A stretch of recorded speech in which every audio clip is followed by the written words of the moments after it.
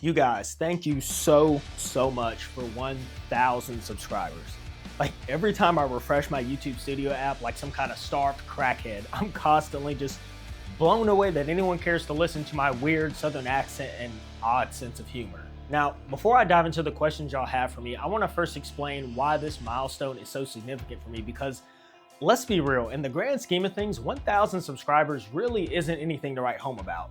Hell, if I was just some average looking chick with yoga pants doing basic shit around the house, I'd hit 1,000 subs in half a day. But last I checked, I'm not an IG model, which means building up any kind of subscriber base has not been an easy road. In fact, this road has been so long and bumpy that some of y'all probably don't know that this isn't my first channel. Now, depending on how you look at it, this is actually my third channel. See, what had happened was, prior to 2021, I had spent the better part of 7 years or so trying and failing at a number of different businesses. I spent so much time and money on these failed attempts that one day my wife finally sat me down and told me to just pick something and stick with it until it succeeds. So that's exactly what I did. I decided I was going to make YouTube work, so I went down the rabbit hole. Also, before we dive off into this part of my story, fair warning, this section is pretty long. So if you only came here to hear about my military background and experience, just fast forward a little bit. But I had to include my history with YouTube first so that you can get an understanding of how I got here. Anyway, back to the YouTube rabbit hole where I ran into my first major issue, which was I had no idea what to make videos about. Guys, I'm the definition of a jack of all trades and master of none. I know a little about a lot of things, but not enough to make videos on. In fact, about the only thing I was a qualified expert on was my master level achievement at failing at stuff. Well, I clearly couldn't make a channel centered around that, or so I thought. More on that a little bit later. So I did the next logical step, which was to exploit my hot wife for views. I mean, hell, it works for everyone else, so why not me? All right, I'm exaggerating that just a little bit, but hey, a hot white chick in the kitchen tends to bring eyes to a channel, am I right? That's not racist, by the way. My wife is in fact white, and I'm melanin enriched, and somehow we make it work. Anyway, I bought my first camera, we made a bunch of ASMR style cooking videos, remember those?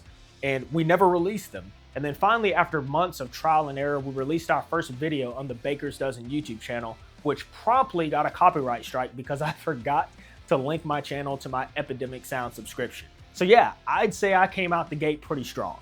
Now, even though my wife was the face of the videos, make no mistakes, I ran the channel. I wrote the scripts, I set up the cameras and the lights for every film session, I did all the editing, the thumbnails, the title, the description, everything. I did it all. I even responded to all the comments because my wife didn't want to see any negative comments ever.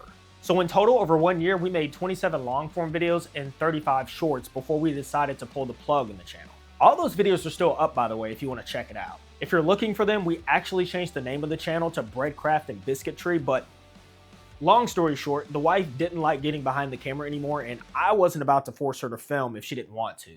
That honestly was probably the best decision we could have ever made because I finally reached a point where I felt ready to tackle my own channel. And because I had proven to myself that I was able to balance a full-time job and to put out quality YouTube videos, I decided to make a channel centered around productivity and leadership, which are two things I am insanely passionate about. So after a few weeks of prep, I was ready to take on my second channel, but this time I'd be in front of the camera for the first time. I went through a bunch of different channel names before I settled on Nick Leads. Now, over the 1 year and 2 months I was actively publishing on this channel, I started a military assignment, I did a PCS move, and I released 31 long form videos and something like 60 shorts. I really didn't feel like counting all of those. Now y'all, this channel gained like zero traction. It was just a straight up slog fest every single day.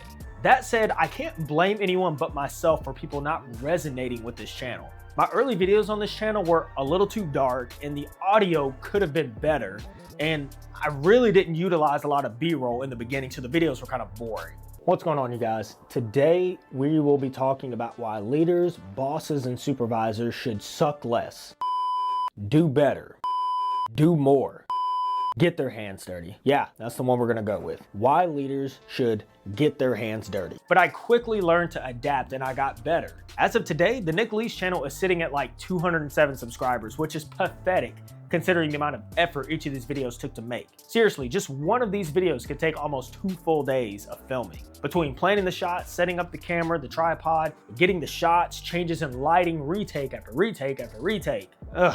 I'm not one to quit just because things got hard, but at some point you've got to be realistic with yourself when something just isn't working. Just cut your losses and move on.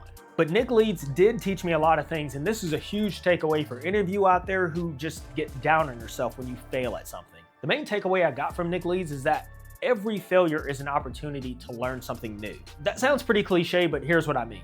My first few videos on the channel were crazy dark. I have no idea why I thought that was acceptable, but they were. It was like someone just took the exposure slider and just slung that thing all the way to the left. Now, nobody complained about it, but I noticed, and I devoted myself to learning more about lighting. Heck, I even decided to start volunteering to film at my local church so I could learn more about manual focus. I could also learn about lighting and composition and how to get handheld shots and so on. You know, it's so funny, every time I get a comment about how the videos on this channel look or how confident I appear on camera, guys, it's not because I'm something special or I'm a naturally gifted speaker. I spent the better part of 2 years putting out around 150 videos full of trial and error and lessons learned. I even used my military job to help me to get better by volunteering to be the master of ceremony for any and every military event that I was a part of. Getting up on stage and speaking in front of crowds of people where you're naturally going to get better at talking to a camera. Now, all of that leads us to this channel. I was in the middle of writing a script for another Nick Leeds video when it just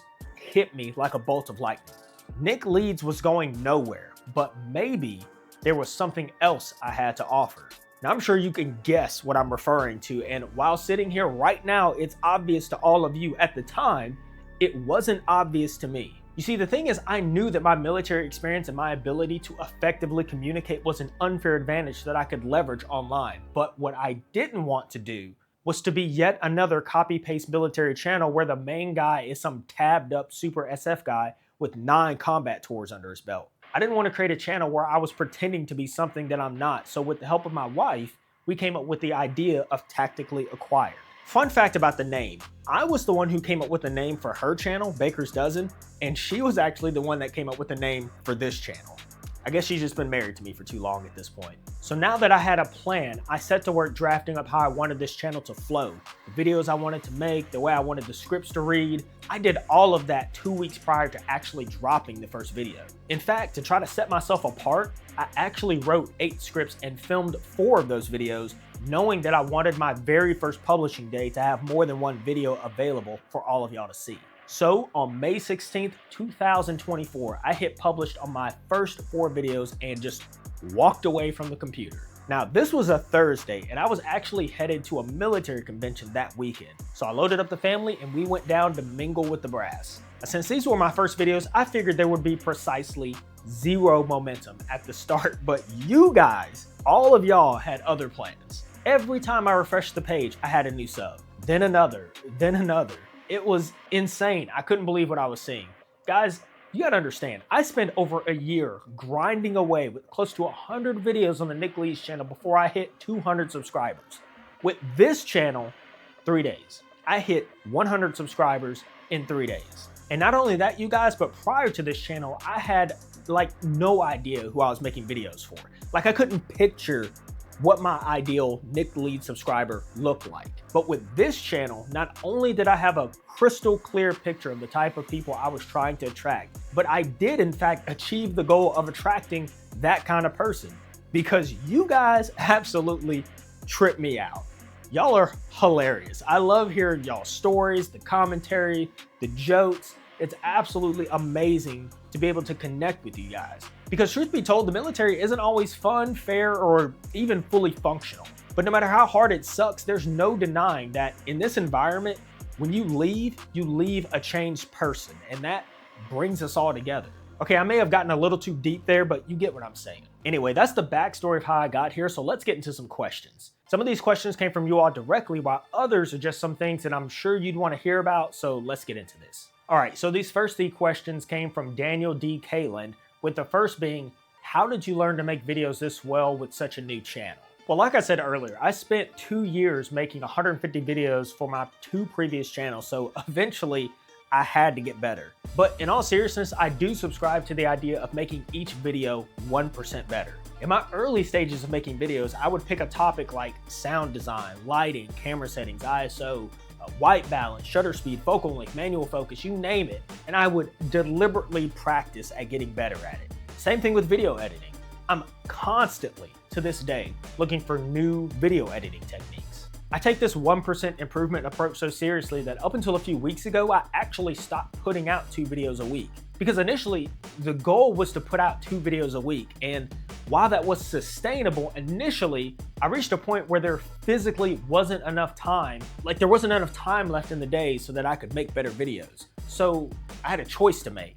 I could either put out okay videos twice a week, or I could take my time and put out a banger every time. So that's what I'm doing now. Like when it gets done, which however long it takes. You know, like it's currently taking me 7 to 10 days per video now. It is what it is. Side note, if y'all are wondering how do I make time for all this and work a full-time job, well, here's how. I employ a really simple technique I learned in the military called the 3 to 5 rule. I think I made an entire video about this on my Nick Lee's channel actually, but anyway, the 3 to 5 rule, which states that you can only effectively do or manage 3 to 5 items at a time. Whether it's 3 to 5 tasks, 3 to 5 people, soldiers, whatever, no more than 3 to 5. Any more than that, everything else starts to suffer. So what are my 3 to 5 things? Well, I only have 3 in this order of importance: my family, my job, and my side hustle. That's it. I used to have a ton of hobbies like going to the range and riding motorcycles, but all of that got in the way. My family, my job, and my side hustle. The family, I mean, that should be obvious, right? My job, because it's what puts food on the table and takes care of my family, and my side hustle, because I've got plans in life and I would rather do the hard work today that most people won't so that I can live a life that most people can't. You put that on a t-shirt. If my friends text me and they want to hang out, 9 times out of 10, I'm gonna say no. I've got things to do, which includes putting out quality content for you guys while working a full-time job, taking care of soldiers, and most importantly, being an active husband and father to my family. So there you go, 3 to 5 rule. All right, that's enough virtue signaling about how awesome I think I am. So let's move on to Daniel's next questions. It makes more sense for me to answer them all at the same time. And those questions are, how come I chose the National Guard? How does that work? And what are my experiences? I'm also going to answer another question from when they said, you mentioned you were in the Army in your first video. What was your experience like? Great questions. And I guess this is as good a time as any to throw out this stupid legal disclaimer. So bear with me for 1 second. The views and opinions expressed in this video are solely my own and do not reflect the official policy or position of the Department of Defense, the United States Army, or the Army National Guard. The content provided on this channel is intended for informational and entertainment purposes only and does not constitute official endorsement or representation by the aforementioned entities. All right, now that we got that BS out of the way, I guess I can officially introduce myself. My name is Major Nick Davis. I am an engineer officer in the Mississippi Army National Guard. I've lived in Mississippi my whole life, and I grew up surrounded by military friends and family. In fact, Keesler Air Force Base was right in the backyard of my hometown. Now, as to why I chose the National Guard, well, it's actually my sister's fault. There's no joke or punchline there. It was literally her fault I ended up going to an Army National Guard recruiter. You see, when I graduated college, I had a degree in mechanical engineering, and believe it or not, I struggled to find a job. This was around 2012, and back then they were doing a military drawdown, which meant I couldn't go active duty. Literally, no active duty recruiter would speak to me about joining up to be an officer, and I promise I'll get into why I wanted to go the officer route in a minute, before y'all try to burn me at the stake. So with no job and no plan, I moved back in with my parents trying to figure out what to do with my life. Well, then my sister came home one day and suggested I join the National Guard. She had just signed up with them as a 68 Whiskey combat medic, and she thought it might be a good way for me to get my foot in the door of the military. Plus, I figured it'd be a good way for me to get to know some people. It's not what you know, it's who you know, right? Well, anyway, I walked into the recruiter's office and told them I wanted to be a 12 Bravo combat engineer. I didn't even bother to ask them about going officer because literally everyone else had turned me away. So I handed him my paperwork and he saw my college transcript and wanted to know if I had considered the officer route. I was honestly shocked this conversation was going this way, but I wasn't one to complain. Now, I promised I'd tell you why I wanted to be an officer. The reason I wanted to be an officer wasn't because I wanted to stick my chest out and boss people around. No, the answer was twofold. First, you gotta remember, this was 2012. Units were getting spun up left and right and combat deployments were commonplace. I had heard that the biggest threat overseas was IEDs and that soldiers were dying because of it, to include the 12 Bravo combat engineers who were tasked with hunting these things down. I read that many of them had died due to leaders making bad calls, or in some cases, no calls at all. I wanted to do something about that. Which brings me to the second reason I wanted to go officer. I wanted to learn to be a leader. Now, Back then, you guys, I was 145 pounds of skin and bones. I had no backbone and no voice. I used to let people walk all over me. Now, I figured the Army could force me out of my comfort zone and I'd either become the leader I wanted to be or I'd buckle under the pressure. Now, after some back and forth, we decided that I should pursue officer, and then I needed to choose a commissioning source. I chose to go through Fort Benning, now Fort Moore, mainly because I was interested in the historical significance of Fort Benning. Now, little did I know at the time that Fort Benning is actually federal officer candidate school, where they take active duty enlisted soldiers with several years experience and turn them into officers. It's not really designed for specialist Nick Davis of the Mississippi Army Natty Guard with 10 weeks of experience to earn his butter bar. We can go deeper into my OCS and basic officer leadership course experience like some other time, but long story short, I commissioned, I came home, and I even found a job as an engineer through a friend that I met in the Guard. So I spent the next several years as a platoon leader with a combat engineer unit. I got reassigned to a horizontal engineer unit until 2017 timeframe, I think it was.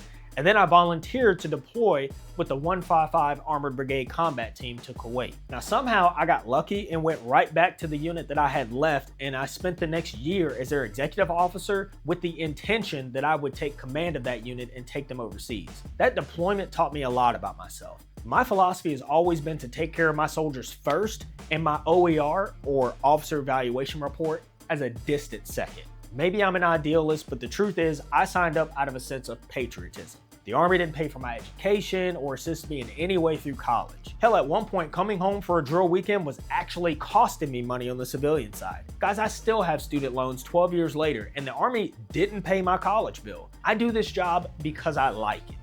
That's it. In fact, I liked it so much that while I was overseas, plus an additional year after I got home, I put in everything I had into trying to go full time with the Army National Guard. Now, for those of y'all that don't know, getting on Active Guard Reserve, or AGR, as an officer is tough. Like, it's really hard. And the reason it's hard is just basic mathematics. There just aren't that many spots to go around. Like, here's some perspective. For a typical battalion, you've got somewhere between 20 and 30 full-time enlisted slots, E5 through E8, sometimes E9. Now, for officers, you've only got 3.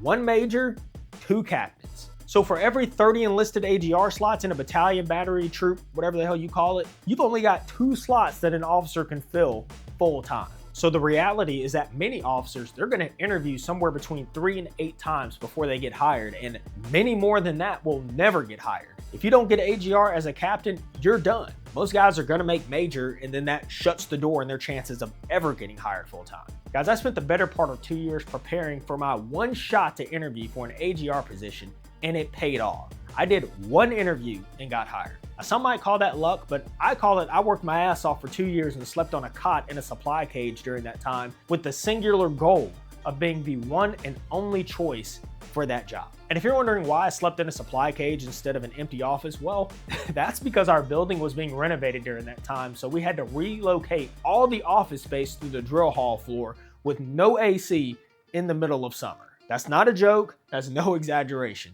How bad do you want it? I wanted it that bad.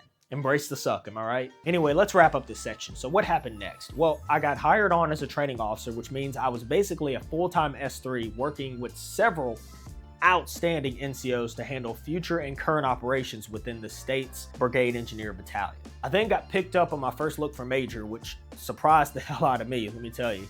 And I was sent to a college university to be a National Guard liaison and an ROTC instructor. Now, that was supposed to be a 3-year assignment, but I was either doing something really right or really wrong because they pulled me out after only a year and made me the Mississippi Army National Guard recruiting commander for all the recruiting south of the state, which I'm just super thrilled about. Yeah, we're only in the worst recruiting slump in the last 20 years, so y'all be praying for me. It's actually not that bad. I get to lead soldiers again, so there's that. And, you gotta find some hints of good when surrounded by a sea of shit. All right, so the next question comes from Tressa Mullen 8790, who, by the way, is someone I can always count on to have some of the nicest comments to say in my videos. So the questions are, what's my favorite piece of military equipment, tool, or thing in the military? And what's the one thing I haven't used or experienced that I want to in the military? That is a really hard question to answer. That's a tough one. Like, my favorite piece of military equipment. Now, I'm gonna cheat a little and choose one from each component. So let's do that. Starting with the Navy, and I'd have to say it's the FA-18 Super Hornet, just because my wife and I are certified Blue Angels junkies. We actually don't live too far from Pensacola, Florida, which is the home of the Blue Angels. Since we live so close, we usually try to catch a weekday practice instead of fighting the traffic to attend an actual show, which is a life hack if you're ever wanting to get your Blue Angels fix. As for the Air Force, and I know I give a lot of crap to the Air Force, which y'all rightfully deserve, by the way, they do have some pretty cool stuff. Now, in a stupidly close second place, I'd have to give it to the F-15, just because it's basically an aerial muscle car. But I am biased for big guns and simplistic single-minded purpose, so that means it's the A-10 Warthog. Hands down, the clear winner for me. And guys, I know it's really called the Thunderbolt 2, but Warthog sounds way cooler, so that's why me and everyone else calls it that. Alright? I really want to do more aviation videos, but they actually don't do well on the channel for some reason. Like, I genuinely thought I was getting shadow banned because my helicopter videos did so bad. Turns out that's not the case. I think YouTube just doesn't know who that aviation audience is for me yet. They got problems on problems on problems on problems on problems on problems I solve them. I run through the money, the pressure be calling. Left on my blessings, I feel like I'm falling. The birdie is back, tell me I'm garbage. I'm going through something, that's why I ain't calling. Phone in progression, it's all that I wanted. The phone in affection, I summon and dub it. Cause they got problems on problems on problems on problems on problems on problems I solve them. I run through. I promise I'll make more aviation videos in the future, I think I gotta build the channel up some more first. All right, next up, the Marine Corps. Damn, I love the Marine Corps. Now, on the surface, that should be an easy one, and I should just crown the AH-1 Zulu Viper as the winner. I mean, it's basically a smaller, more cracked out Apache, so why wouldn't it win? It doesn't win because the CH-53 Kilo King Stallion exists. I made an entire video about why this thing is so boss, but in summary, it's just a massive middle finger to the entire defense industry. Like, truthfully, this thing should not exist. Like it's overkill. It's way too much helicopter for what they use it for, which is exactly why I love it so much. I tell you what, the winner in the Marine Corps is most definitely not the Osprey. I don't think you could pay me enough money to get on one of those, but maybe my opinion on those things will change over time. Who knows? All right, who am I forgetting? Space Force. No, I'm just not. Let's leave it at that. All right, Army. Man, this one is tough because there are some insane systems in the Army's arsenal. My head is telling me to give it up to the Apache, but I recently got to see one of the most badass hunter-killer demonstrations I've ever seen in my life, and guys, that was some of the most American shit I had ever seen. Steady line optic, we're going up on your right rear. Roger, D-man 33. Hit by 3. Enemy tank, north of our position. Over. Roger, copy y'all. Coming up on your 6, time now. Roger, D-man 33. I have a visual.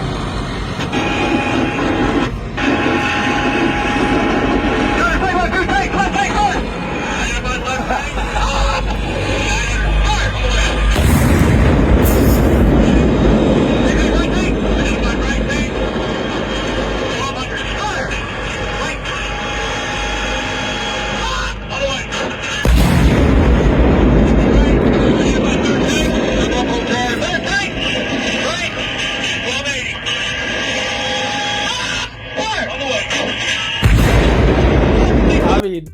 I was so fired up seeing that. Like, if you need something dead, time now. These are the crazy combat killers you count on. Honorable mention to the M88A2 Hercules. Really random, I know, but I'm a big sound guy. Like, I get an emotional feeling when I hear something that sounds good. And I don't think any piece of equipment sounds better than an M88 Herc under load, just giving it the beans with a 70-ton tank in tow.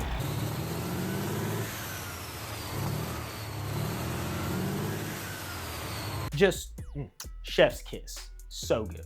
And the second question is, what piece of equipment I haven't yet experienced that I want to? Listen, I've been behind the stick of a lot of pieces of equipment. I'm a very hands-on type of person, and I like to know like what my guys are experiencing so I can better understand its capabilities. That said, I've never shot a tank. I've never shot a howitzer. I have been on the range when we fire off our Mikulix.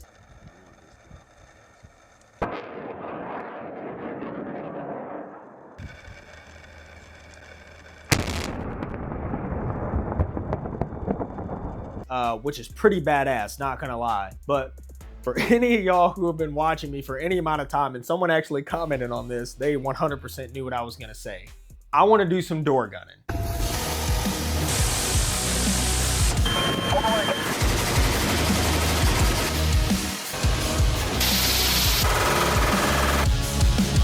I don't know what it is. I get it. There are bigger guns that I could shoot, ones that do more damage, but there is just something so primal, right, about hovering in place and unleashing 6,000 rounds per minute down below.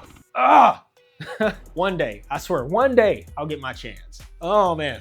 All right, this has been a crazy long video for me to make. Like, most of my scripts are somewhere between 2,500 and 3,000 words, somewhere in that range. This video just blitzed past that, and it's like right past 5,000. Okay, last thing before we end this thing, I've got a question for y'all. Actually, I got two questions. The first question: would y'all be interested if I dropped merch? Like, my wife is super talented and she just has a bunch of designs already made up that we're just waiting to drop, but I didn't want to do it too soon. You know, like, it kind of feels gross. Like I feel nasty just being such a small channel and just throwing a plug in left and right. Buy my merch, you know? Just honestly, what do y'all think about that? Just comment below, I'm curious.